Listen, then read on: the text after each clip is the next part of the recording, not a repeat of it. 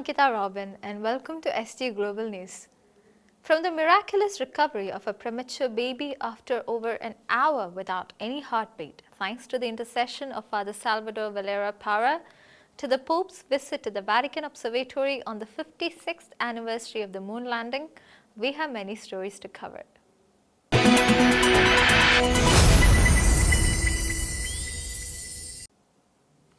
Pope Leo XIV, the first American pope, has officially recognized the first miracle of his pontificate, one that took place in Rhode Island. The event, which occurred in 2007, is attributed to the intercession of Spanish priest Father Salvador Valera Parra. The recognition marks a major step forward in Father Valera's cause for canonization, with his beatification expected in 2026. Pope Leo XIV, the first American pope, has recognized a miracle from Rhode Island, the first official miracle approved during his pontificate. The miracle, which took place in 2007 at Rhode Island Hospital, is attributed to the intercession of Father Salvador Valera Parra, a Spanish priest. Tiquan Hall was born prematurely via emergency C-section on January 17, 2007. He was pale, cyanotic, and had no detectable pulse. Despite an hour of attempted neonatal resuscitation, there were no signs of improvement. Just as the medical team was about to give up, the attending physician, Spanish-born Dr. Juan Sanchez Esteban, recited a prayer his parents had taught him in childhood. "Father Valera, I have done everything possible. Now it's your turn." Moments later, baby Tiquan's heart began to beat without any medical intervention. According to a press release by the Diocese of Almeria, Tiquan remains healthy with no lasting effects from the prolonged lack of oxygen. He has reached all his developmental milestones and is reportedly doing well. Father Salvador Valera Parra was born on February 27, 1816 in Huercal Overa, the same town as Dr. Sanchez Esteban. Ordained at the age of 24, he was renowned for his zeal, humility, and boundless charity. A devoted son of Mary, he heroically tended to cholera patients during the epidemics of his time. Father Valera died in 1889 at the age of 73 after a life marked by holiness and service. His cause for canonization was opened in 1991. With Pope Leo XIV's recognition of the Rhode Island miracle on June 20th, Father Valera's cause is advanced and his beatification is expected to take place in 2026. Cardinal Pier Battista Pizzaballa, the highest-ranking Catholic official in Jerusalem, entered the Gaza Strip on Friday alongside Theophilos III, the Greek Orthodox Patriarch of Jerusalem. The two patriarchs visited the Holy Family Church, the only Catholic parish in Gaza, which was struck during recent Israeli attacks. The Latin Patriarch had also facilitated the delivery of several tons of food and essential supplies to assist as many families as possible. The Latin Patriarch of Jerusalem, Cardinal Pier Battista Pizzaballa, and the Greek Orthodox Primate Theophilus III visited the Holy Family Church in Gaza on July the 18th, a day after an Israeli strike killed 3 and injured 10 people, including Father Gabriel Ramanelli, the parish priest. According to a statement released by the Latin Patriarchate of Jerusalem, the delegation met with the members of the local Christian community to offer condolences and solidarity. The Latin Patriarchate also secured access for the delivery of tons of food supplies and essentials to as many families as possible. Besides providing first aid kits and medical equipment, the Patriarchate also ensured the evacuation of individuals injured in the attack to medical institutions outside Gaza. In a joint statement, the patriarchs and heads of the churches in Jerusalem strongly denounced the tragic incident and stated that the houses of worship were sacred spaces protected under international law. They said that targeting a church that housed nearly 600 refugees was also an affront to human dignity, a trampling upon the sanctity of human life, and the desecration of a holy site. The bishops called upon world leaders and United Nations agencies to work towards an immediate ceasefire in Gaza and an end to the war. They also pleaded for the protection of all religious and humanitarian sites and to provide for the starving masses throughout the Gaza Strip. Pope Leo XIV prayed by name for the victims of a deadly Israeli strike on Gaza's only Catholic parish, condemning the barbarism of the war and renewing his call for an immediate ceasefire during his Angelus address. He further added that last Thursday's attack by the Israeli army on the Catholic parish of the Holy Family in Gaza City deeply saddens him. On his second Angelus prayer at Castel Gandolfo, Pope Leo XIV prayed by name for the victims of the deadly Israeli strike on the Holy Catholic Church in Gaza. The Holy Father also renewed his call for an immediate ceasefire. During the Angelus address, the Pontiff shared his profound sadness regarding the attack that killed 3 and injured several others. He named the dead Saad Issa Kostandi Salma, Fomia Issa Latif Ayad, and Najwa Ibrahim Latif Abu Dawood, and said, quote, "I am especially close to their families and all the parishioners." End quote. On July 17, the Israeli strike on the parish compound wounded 9 others, including the local parish priest Father Gabriel Romanelli. The church had been sheltering more than 600 people since the war began in October 2023. Pope Leo XIV said that this act adds to the continuous military attacks against civilian population and places of worship in Gaza. He renewed his appeal to the international community to observe humanitarian law and to respect the obligation to protect civilians, as well as the prohibition of collective punishment, the indiscriminate use of force, and the forced displacement of the population. The Israeli Defense Forces admitted responsibility, stating that fragments from the shell fired during operational activity in the area mistakenly struck the church. Pope Leo XIV spoke by phone with Israeli Prime Minister Benjamin Netanyahu after the incident, urging the revival of peace talks. In a Vatican statement, the Pope expressed deep concern for the humanitarian crisis in Gaza, emphasizing that the heartbreaking toll is borne especially by children, the elderly, and the sick. During his Angelus address, Pope Leo XIV prayed for the victims in Gaza and extended a message of solidarity to all Christians in the region. According to Article 18, at least 21 Christians have been arrested in 5 Iranian cities in the 2 weeks following the end of the conflict with Israel. The arrests, conducted by agents of Iran's Ministry of Intelligence, specifically targeted Christian individuals across multiple cities. In a joint statement, UN experts expressed concern over the targeting of minority groups since the ceasefire came into effect on 25th June. According to a report by Article 18, at least 21 Christians have been arrested in 5 different cities across Iran in the last 2 weeks following the end of the conflict with Israel. Agents from Iran's Military of Intelligence targeted Christians in Tehran, Rashid, Ormia, Kermanshah, and Bahraman, while additional arrests occurred in Kerman just before the conflict began. A group of UN experts, including Mai Sato, the special reporter on human rights situations in Iran, and Nazila Ghani, the special reporter on freedom of religion or belief, recently released a joint statement expressing concern over the targeting of minorities since the ceasefire took effect on June 25th. The experts voiced deep concern over the ongoing crackdown in the Islamic Republic of Iran following the outbreak of hostilities on 13th June 2025 and subsequent ceasefire. The experts stated that post-conflict periods must not serve as a pretext of silencing dissent or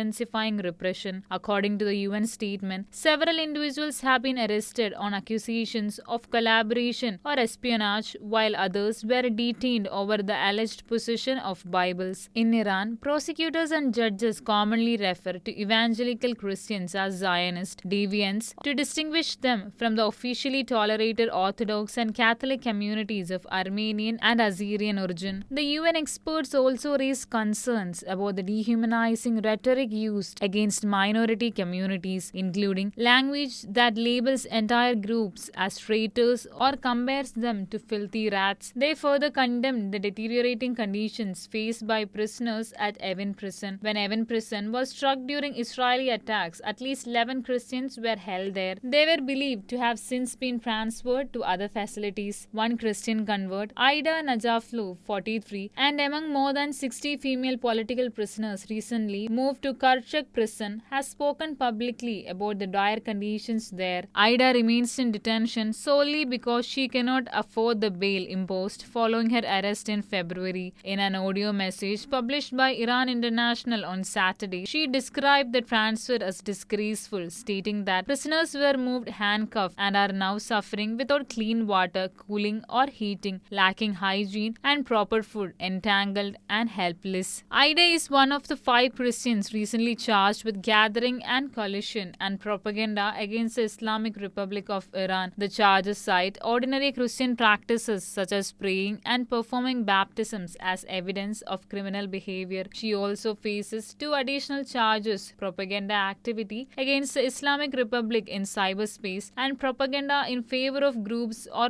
organizations opposed to the Islamic Republic based on her alleged social media posts supporting the Women Life Freedom Movement and criticizing former Hezbollah leader Hassan Nasrallah. Others arrested alongside Ida include former prisoners Joseph Shahbazian, Nasser Nawad Goltape, Joseph's wife, and others. The UN experts concluded their statement by emphasizing that in the wake of the cease, the world is closely watching to see how Iranian authorities treat their own citizens. This, they stated, would be a defining measure of Iran's commitment to human rights and the rule of law. Christianity could be wiped out in some regions, warned the UK's Envoy for Religious Freedom. At a July 8th briefing in London, David Smith unveiled a new strategy targeting persecution in 10 countries. The warning gained media traction nearly 2 weeks later as global awareness of religious repression continues to grow.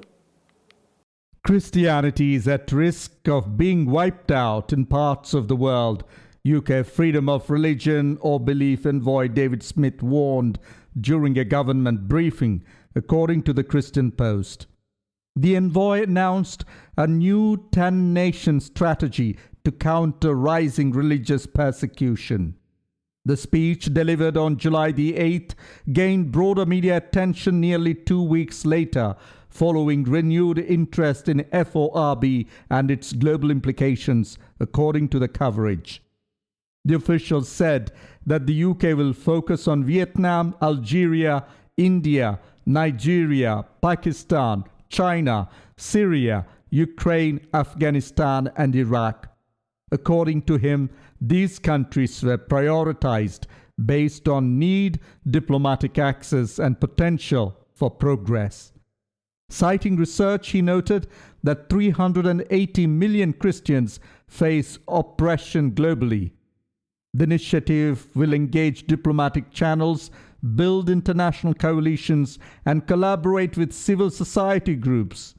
The FORB representative emphasized that organizational protections are essential for global peace and social stability. Although only Nigeria, Pakistan, and Afghanistan appear on the Open Doors World Watch list, Smith said other nations remain within the advocacy scope of the United Kingdom. He added that the faith-based discrimination includes social ostracism, arbitrary detention, and violence. The Christian Post also highlighted Smith's mention of successful advocacy cases, including the release of Nigerian atheist Mubarak Bala. He further pointed to a new study by Jersey Road PR revealing that UK media rarely report on attacks against Christians. Ukrainian boxing star Alexander Usyk has defended his undisputed heavyweight title after beating Britain's Daniel Dubois at Wembley on July 19th. The win follows his historic victory over Tyson Fury earlier this year. Usyk credited his faith in Jesus for shaping his life and career and said he now plans to rest with the third fight against Fury possibly on the cards. Alexander Usyk defeated Britain's Daniel Dubious on Saturday, July the 19th at Wembley Stadium, successfully defending his undisputed heavyweight world championship. The Ukrainian, now 24-0, gave thanks to Jesus Christ and said his next priority is rest and a time with family. The fight marked Usyk's first title defense after his historic win over Tyson Fury on May 18, 2024, where he became the first uncontested heavyweight champion of the four-belt era. Speaking at the post-match press conference, the Ukrainian title holder stated his Christian faith has transformed his life and shaped his approach to the sport of boxing. He credited his spiritual disciplines such as daily prayer, fasting, and regular church attendance, and his relationship with God for giving him peace, instilling discipline, and keeping him grounded. Jesus is my life. Boxing, it's a great, I think when I hard work, but God is like a clean my inside salt, clean my soul. Yeah, Jesus Christ is alive. The boxer shared that he no longer responds to provocation with anger, and through a translator he added, "I could knock him out, but thank God I didn't." Now a three-time unanimous top contender, twice in heavyweight and once as cruiserweight, Usyk remains undefeated. While he offered no timeline for future bouts, he did not rule out a potential third clash with Tyson Fury. For now, the undefeated champion remarked he plans to rest for 2 or 3 months before making any decisions about his boxing future. Russian military forces conducted a barrage of strikes on various parts of Kyiv during a surprise attack carried out on Sunday. The sudden escalation bombardment has placed the ongoing peace talks between the warring parties in jeopardy. Amid discussions of a potential ceasefire, the Russian military launched a barrage of missile and drone strikes on various parts of Kyiv during an overnight attack on Monday. Ukrainian media reported that the surprise assault killed 1 person and injured more than 100 individuals who were sheltering in bunkers. Ukrainian news agencies also confirmed that missiles struck the Lukyanivska metro station, located in an area that has been repeatedly targeted by the Russian military. The sudden aerial bombardment marked the largest attack in months, with explosions reportedly heard in Kharkiv, the country's second-largest city. The strikes, occurring just days after Ukrainian President Volodymyr Zelensky proposed a new ceasefire agreement, have placed the ongoing negotiations in jeopardy. Japan's ruling coalition suffered a significant setback in the House of Councillors election as opposition parties won 2/3 of the contested seats. Notable among the winners was the Sensato Party, a far-right group that ran on a platform of anti-immigration and native rights. Japan's ruling coalition, consisting of the Liberal Democratic Party and Komeito, suffered a major setback in the House of Councillors election as the newly formed right-wing party Sensato made significant gains.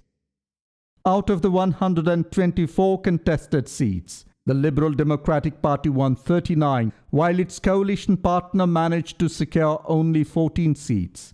The opposition, which usually underperforms in Japanese elections, won 2/3 of the seats. The Japan's longest-serving opposition party, the Constitutional Democratic Party, secured 22 seats, while the center-right Democratic Party for the People won 17 seats.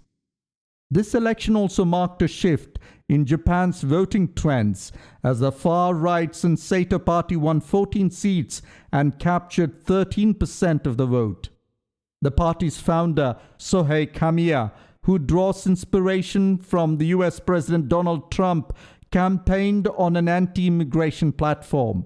The party resonated with younger voters who are primarily concerned with unprecedented immigration levels and national security, according to polling conducted by Japan's NHK channel. Japan, a country long known for law and order, is now facing an unprecedented rise in crime rates. Migrants admitted to offset declining birth rates have reportedly been involved in several criminal incidents. One notable case involved two Pakistani nationals accused of kidnapping and assaulting a 16-year-old girl in August, igniting public debate about immigration policy among Japanese citizens. On the 56th anniversary of the first moon landing, Pope Leo XIV visited the Vatican Observatory at Castel Gandolfo, where he toured the historic domes and viewed the skies through two telescopes. The visit highlights the Catholic Church's long-standing support for science, with the observatory being one of the oldest in the world. A mathematics graduate himself, Pope Leo's talk was a nod to both faith and reason on a day that celebrates humanity's leap into space. Guys looking good, down a half. 6 forward. 60 seconds. Lights on. 6. Down 2.5. Forward. Forward. Good. 40 feet down 2.5. 30 feet, 2.5 down. Straight shadow. 4 forward. 4 forward. Drift into the right a little. Ready? Down a half. 30 seconds forward. Just picking up some dust. Got the shadow out there. Contact light. Okay, engine stop. We copy you down, Eagle. Houston, Tranquility Base here. The Eagle has landed. Pope Leo XIV visited the domes of the Vatican Observatory at Castel Gandolfo on Sunday, July 20th, marking the 56th anniversary of the Apollo 11 moon landing. During his tour of the observatory, the Pope looked through two historic telescopes, the Carte du Ciel astrograph and the Zeiss visual refractor. The Pope has been spending his summer at Castel Gandolfo, a hilltop town overlooking Lake Albano. The town is also home to the Vatican Observatory, one of the oldest active astronomical observatories in the world. Founded in 1582, the observatory is staffed by over a dozen Jesuit priests and brothers who study the universe using modern scientific methods. Pope Leo, a mathematics graduate from Villanova University, chose to visit the observatory to commemorate the day in 1969 when astronauts Neil Armstrong and Buzz Aldrin became the first humans to walk on the moon. At the time of the moon landing, Pope Paul VI closely followed the mission of Apollo 11. He famously watched the lunar landing from Castel Gandolfo, sent a radio message to the astronauts while they were on the moon, blessed them, and later met them upon their return to Earth. That's all for today. Until we meet again, God bless and thank you.